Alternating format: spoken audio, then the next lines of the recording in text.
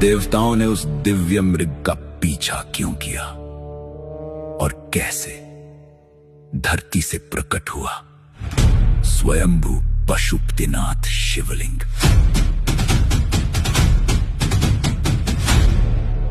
ये कोई साधारण कथा नहीं, यह है उस क्षण की कहानी जब स्वयं महादेव ने लीला रूप में परीक्षा और प्रकट हुआ पशुपति का धाम।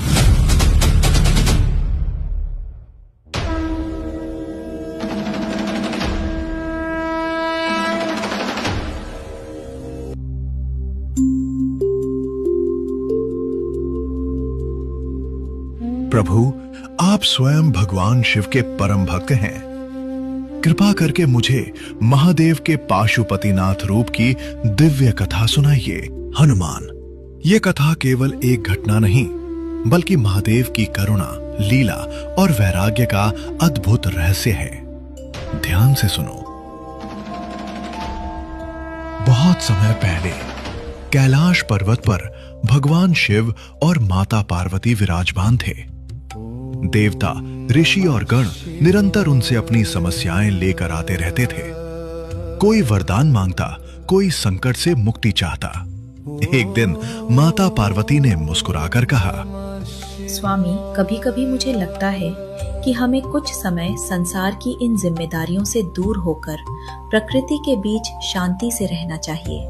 देवी, यदि तुम्हारी यही इच्छा है तो आओ निसर्ग की गोद में उतरें, पशु पक्षियों के संग प्रकृति के सानिध्य में विचरण करें। ओम नमः शिवाय।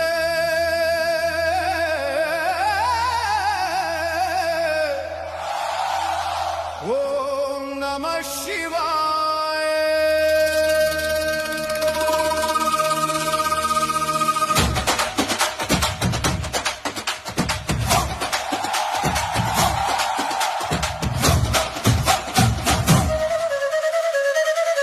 ऋतुपन कर भोले आए, संग गौरी माता मुस्काए, कैलाश से उतरे उस वन में, हर मन में शिव छाए।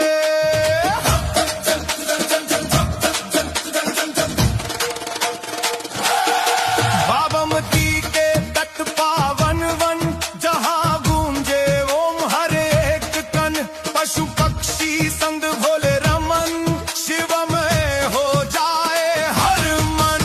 हर हर महादेव, वन में गूंजे देव। हर हर महादेव, वन में गूंजे देव। भोले भोले सुनो संसार, हर जीवन में मेरा विस्तार। पशु में शिव, मानव में शिव, जल में शिव, पवन में शिव, जो हर जीव में शिव को पहचाने, वही पाशुपति को सच में जाने। हर महादेव, वन में गूंजे देव। भगवान शिव और माता पार्वती ने मृग का रूप धारण कर लिया। फिर वे पृथ्वी पर नेपाल में बहने वाली बागमती नदी के तट के पास स्थित सलेश मंतक वन में आकर रहने लगे। वो वन अत्यंत सुंदर था। घने वृक्ष, स्वच्छ जल, पक्षियों का मधुर स्वर। शिव और पार्वती मृग रूप में वहां स्वतंत्र होकर विचरण करने लगे। वे पशुओं के बीच रहते, उनके साथ चलते, उसी वन का भाग बन गए। यही कारण है कि बाद में उन्हें पशुओं के स्वामी पाशुपति कहा गया। समय बीतता गया। कैलाश पर देवताओं ने देखा कि महादेव वहां नहीं है। ब्रह्मांड के कई कार्य रुकने लगे। देवता चिंतित होकर ब्रह्मा और विष्णु के पास पहुंचे। ध्यान करने पर उन्हें ज्ञात हुआ कि शिव और पार्वती सलेश मंतक वन में मृग रूप में हैं। सभी देवता तुरंत उस वन की ओर चल पड़े। जब देवताओं ने उस वन में एक अद्भुत तेजस्वी मृग को देखा तो वे समझ गए कि वही महादेव है। देवता धीरे धीरे उस मृग के पास पहुंचे, परंतु जैसे ही उन्होंने निकट आने का प्रयास किया, वो मृग बिजली की गति से दौड़ पड़ा। वन में एक दिव्य पीछा शुरू हो गया। देवता, ऋषि और स्वयं भगवान विष्णु भी उसके पीछे दौड़ने लगे। पूरा सलेशमंतक वन उस लीला का साक्षी बन गया। अचानक एक क्षण आया जब भगवान विष्णु ने आगे बढ़कर उस मृग के सींग को पकड़ लिया। जैसे ही उन्होंने सींग पकड़ा, भयंकर दिव्य प्रकाश फैल गया। तभी मृग का एक सींग टूटकर पृथ्वी पर गिर पड़ा। उस प्रकाश के मध्य स्वयं महादेव अपने विराट रूप में प्रकट हुए। देवताओं, ये मेरी लीला थी।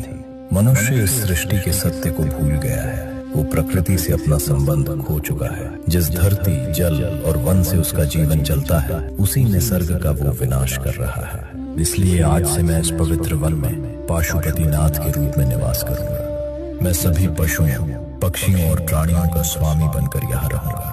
जो प्रकृति का सम्मान करेगा वो मेरे आशीर्वाद का अधिकारी होगा, और जो निसर्ग का अपमान करेगा उसे अपने कर्मों का फल अवश्य भोगना होगा। इतना कहकर शिवजी ने अपने त्रिशूल से भूमि को स्पर्श किया।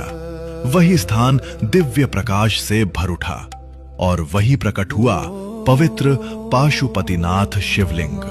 हनुमान, जो इस सृष्टि के हर जीव में ईश्वर का अंश देखता है, जो पशु, पक्षी, वन और जल से प्रेम करता है, वही वास्तव में पाशुपतिनाथ की सच्ची भक्ति करता है। प्रभु, उस शिवलिंग के 4 मुख क्यों हैं? ये 4 मुख मिलकर बताते हैं कि भगवान शिव ही सृष्टि के रचयिता, पालनकर्ता और संहार करता है, और वे हर दिशा में मौजूद हैं। चारों दिशाओं के स्वामी। ऊपर की दिशा 5वां रूप ईशान भी माना जाता है, जो ब्रह्मांडीय चेतना का प्रतीक है। जय पशुपतिनाथ महादेव।